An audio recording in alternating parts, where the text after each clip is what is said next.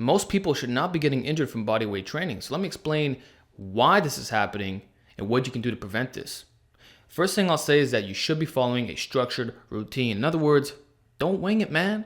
Oftentimes I'll hear guys complaining that their shoulders, elbows, knees, all kinds of areas are hurting. But when I ask them, what's the cause? What do you think contributed? They can't give me a straight answer because they don't know. Every workout was how they felt. So they may have inconsistent volume, therefore being too low in some cases or actually exceeding your maximum recoverable volume. The exercise themselves may be a little bit too advanced. Maybe they're overreaching or there's no real progression built into the system. All these factors increase the chances of getting injured. So I'm speaking very vague terms here, but without a structured plan, you obviously have no idea what's going on. So it starts by writing down your workouts or at least having an idea of the system. Are you going to be working out 1 to 4 times a week? Is it going to be an upper lower, a full body, a push-pull legs? What do you intend on running? Don't just mix it up for the sake of mixing it up. If you're going to rotate movements or change the variables of the program, that needs to be intelligently selected, which is why periodization is a valuable tool when it comes to bodyweight training, though I rarely hear people talking about it. So it starts with not winging it. This way, everything is within your control. You can see what the potential problems are. Secondly, I highly recommend that you rotate variations. When we talk about bodyweight training, it's typically referring to push-ups, pull-ups, and dips. Then there's your little accessories that you throw in there, right? Well, I see a lot of guys just doing one style, which is a huge mistake in my books. Like, when we talk about weight training, minimalist programs increase the risk of getting injured because it's repetitive overuse. You're never changing up the movement pattern. So it creates constant strain in that area, and the biological law of accommodation is constantly coming in. It goes back to what I would describe as inferior programming, or going back to point 1. So the way to avoid this is by making slight modifications to the movement. For your push-ups, don't just do wide grip all the time. Mix it up. Go close. You don't have to do it all on the ground either. It could be with your feet elevated. It can be in a handstand position. It could be doing clap. Change it up as frequently as possible. Not just because you're mixing it up, but because you're trying to prevent overuse. This is exactly what I do with my weight training routines, and it gives me instant carryover anyway because I'm constantly straining. You saw my bench press. I did a 385. Leading up to that point, there was no regular benching done for one of maxes and heavy stuff like that. I used a Swiss bar. I did a lot of chain pressing. I did the floor press, incline bench, everything but the flat bench. Yet the moment I tested it, it went up. Why? Because my volume intensity was pretty much maintained, and all I did was rotate specific movements. So the same advice applies to calisthenics. Pull-ups, use chins. Use the wide neutral. Use the medium. Use the close. Dips, try with bands. Try weighted and non-weighted. Try adding a slingshot. Modify the strength curve, and that'll greatly, and I mean greatly, reduce the chance of getting hurt. It's why guys like Matt Wenning are still killing in the game, whereas you have a lot of young men who are completely snapped up, complaining that their back hurts, their knees hurt, their shoulders hurt, all these issues that should not be happening. So I would say that minimalist programming is a one-way ticket to Snap City. Next, and there's kind of 2 points in this, is to not rush into the progressions.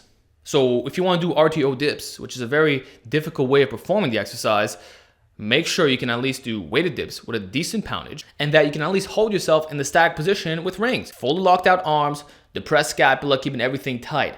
And you should probably start with the regular ring dip first before progressing to RTO, where you're actually turning out your hands, because you don't have the tendon strength right now. And this is why guys do all kinds of ugly movements on the rings. It's why I'm not too comfortable in sharing my performance on the rings. I know what I'm talking about in regards to that world, but my form is not 100% crisp. Not saying you need perfection, but the closer you get to it, the less injuries are going to accumulate. And that goes for weight training as well. Refined technique is the way to go. And with bodyweight training, the progressions is modifying the leverages in such a unique way that it's kind of hard to quantify the exact percentages. Just leaning a little bit more forward can make the exercise go from, say, RP6 to RP9, and that's real talk. Look at planche push-ups versus pseudo planche push-ups. The lean is not that different, but the fact that you're floating in the air changes everything. So it's a game of leverages, and you can't really quantify all the variables. So that's why you can't rush the progressions. You can rush it when you're absolutely certain that you can do that variation because you have past history. So you're strong weighted dips, you're strong weighted pull-ups, you're good at push-ups for high volume. You have some tendon strength. You're not running minimalist program. You know what you're doing. Yeah, you can jump a few steps. But if you're someone who wants fast progress and you're like, oh, I can do this, but my form is not really that good, it's kind of sloppy looking, drop that, bro, because you are increasing the chances of getting injured. So now this brings me to my final tip, and this kind of goes back to the first point, which is the fact that you should be constantly addressing your weaknesses. which is different from person to person. But I see a lot of guys overdoing it with the push-ups, not doing enough rear work, especially for the rear delts and just the horizontal movement pattern. They're not doing a lot of inverted rows. It's just push-ups and pull-ups, right? So we often see imbalances in that way, and guys develop kyphotic posture or lagging muscle groups. So they don't do body weight extensions. They don't do ring curls, another exercise like that. Or they have access to weights, but they don't use them because they have a purist ideology. And in that case, it might be doing a lot more rear delt work or hitting the horizontal pulls or just doing glute ham raises, for example. I don't know what your individual weaknesses are. You'll know what they are based off the mirror and what your performance tells you, which is also why maxing out is a valuable tool with calisthenics.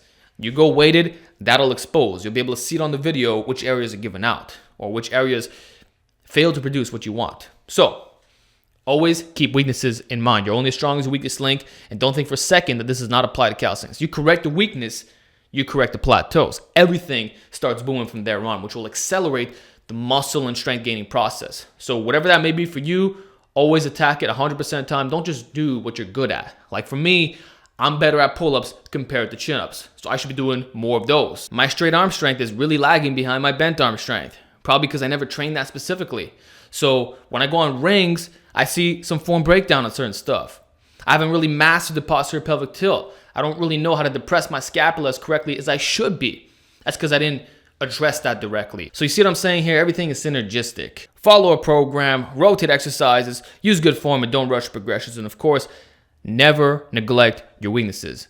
If you do this, I promise that your gains will not only be optimal on every possible level, but so will your body be feeling healthy. You'll be able to do calisthenics for many years to come. I would even say decades. So this is basically the same advice you should be doing for your weight training. And besides that, there's not much else for me to say. It's a quick guide. I'm summarizing all the major points. If you have other advice you'd like to share, let me know, and I'll talk to you next time.